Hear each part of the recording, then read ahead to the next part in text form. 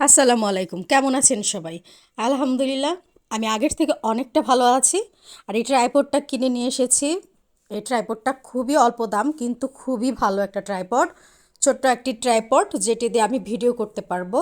আর video মেকিংয়ের জন্যই মূলত আমি বিভিন্ন রিং লাইট, বিভিন্ন ট্রাইপড, বিভিন্ন ধরনের মানে জিনিস কিনে থাকি। তো তার মধ্যে এই ট্রাইপডটা আমার খুবই পছন্দের। এর আগে একটা ছিল, তো সেটা হারিয়ে গেছে, আমি আর খুঁজে পাইনি। তাই এই ট্রাইপডটা আবার কিনে নিয়ে এসেছি। তো এর মধ্যে ভাবছি যে এটা তো কিনলাম, তাহলে কি ভিডিও বানানো যায়। তো মানুষ তো অনেক ধরনের ভিডিও বানায় আসলে। তো কন্টেন্ট আমরা অনেকেই খুঁজে পাই না যে কী ধরনের। আসলে আমাদের দৈনন্দিন জীবনের যা করি সেটাই কিন্তু একটা কন্টেন্ট হয়ে যায়। কিন্তু ব্লগিংয়ের ক্ষেত্রে মানুষ কি আসলে সেটা দেখতে এতটাই পছন্দ করবে? তা না কিন্তু। মানুষের প্রত্যেকটা কন্টেন্টে কিন্তু একটা অ্যাট্রাকটিভ কিছু লাগে, তাই না? যদি সেটা না থাকে তাহলে মানুষ কি দেখবে? আমরা যখন অন্যের ভিডিও দেখি, সেই ভিডিওতে অনেকেই বলে যে আমি ভিউ পাই না, আমার ভিউ নাই, কেউ আমার ভিডিও দেখে না। আসলে ভিডিও দেখানোটা কিন্তু জোরের ব্যাপার না। ব্যাপারটা হচ্ছে যার যার ভিডিওটা যার ভালো লাগে। কথা হচ্ছে যে অনেক সময় অনেক সুন্দর ভিডিও আমাদের চোখে পড়ে না, রিচ থাকে না। আবার অনেক সময় হয় কি, যে নর্মাল ভিডিও একদম কোয়ালিটি ভালো না, কোনো দিক থেকে ভালো না, সেই ভিডিও আমরা দেখি, মানে আমাদের চোখের সামনে পড়ে যায়, আমরা তখন সেটা দেখি, দেখে মন্তব্য করি যে বেশি ভালো হয়নি, কী ভিডিও বানায়, তাই এত ভিউ। আসলে একটা রিচের কারণে হয়। আমাদের অনেক সময় অনেক বোঝার ভুল থাকে, যার ফলে আসলে আমাদের উচিত লেগে থাকা।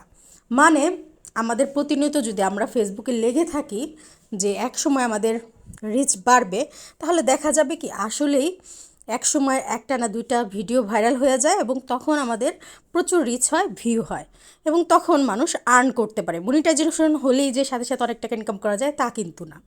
এদিকে আমি সকালবেলা উঠে কিন্তু দেখেন, এই যে গরুর ভুঁড়ি যেটা, সেটা রান্না করছিলাম। তো অল্প একটু ভুঁড়ি নিয়েছি রান্না করার জন্য, কারণ বাসায় আব্বু এটা খায় না, আমি আর আম্মু একটু খাবো, এর জন্য। আম্মু খুব পছন্দ করে, আমিও পছন্দ করি। তো ভুঁড়িগুলো বেশি নাই, ছোট ছোট অল্প কয়েকটা ছিল। তো এই অল্পগুলাই রান্না করব এর জন্য। আর এই কড়াইটা বহু বছর পুরানো কড়াই, কিন্তু এটাই আম্মু সবসময় রান্না করতে খুব পছন্দ করে। আর এই কড়াইটা অনেক ভালো, তেলতেলে একটা কড়াই। আসলে কিছু জিনিস থাকে যা পুরনো হয়ে যায়, কিন্তু সেই পুরনো জিনিসের কিন্তু মায়া ত্যাগ করা যায় না, ব্যাপারটা হচ্ছে এরকম। তো আমি আদা রসুন ব্লেন্ড করা আছে, সব দিয়ে দিচ্ছি। গরুর ভুঁড়ির রান্না অনেকেই খেতে পছন্দ করে আমাদের, তো আমিও পছন্দ করি খেতে। আর সবচেয়ে বড় কথা হচ্ছে, গরুর ভুঁড়ির একটা ঘ্রাণ আছে, সেটা ফার্স্টে আগে নিতে পারতাম না, মানে কেমন যেন অগোছালো লাগতো। মানে মনে হতো যে কেমন জানি একটা, মানে নানান ধরনের ঘ্রাণ আসে ভুঁড়ি থেকে, এরকম মনে হতো। কিন্তু পরবর্তীতে আস্তে আস্তে কিন্তু আমার এটা খুব ভালো লাগে।